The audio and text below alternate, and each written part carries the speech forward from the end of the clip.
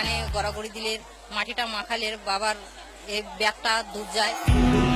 বীরভূমের আহমেদপুর শ্রাবণের শুরুতে ধর্মরাজের পুজো ঘিরে জমে ওঠে এখানকার বেলেগ্রাম। উপলক্ষ পুজো হলেও লক্ষ্য কিন্তু মন্দির সংলগ্ন পুকুর।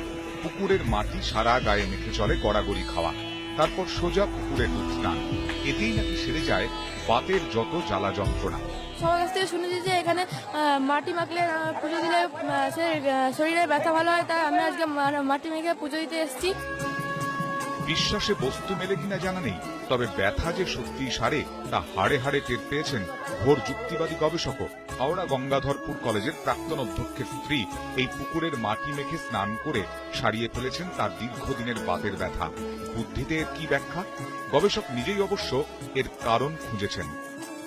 মেডিকেটেড মাটি হয়ে যাচ্ছে, আর ওই যে ভেষজ গুণ মানে ওই যে উইডস গুলো, অ্যাকোয়াটিক উইডস, জলজ উদ্ভিদ, সেইগুলোকে বেশি একসঙ্গে মিশিয়ে দেওয়া হচ্ছে। মূলত জলজ উদ্ভিদটাই বড় কথা, সেটা মাটিতে মেশে জলে। বর্ষার শুরুতে এই পুকুরের নিচে জন্মানো জলজ গাছগাছটাই আসল ব্যথা নিরোধক। মাটি ও জলের সঙ্গে মিশে তা মানুষের শরীরে ঢুকে সারিয়ে দিচ্ছে বাত, দাবি গবেষকের। কারণ যাই হোক, আসল কথা হলো বেলেগ্রামের ধর্মরাজের মন্দির সংলগ্ন পুকুরের মাটি মাখলে সেরে যায় বাত।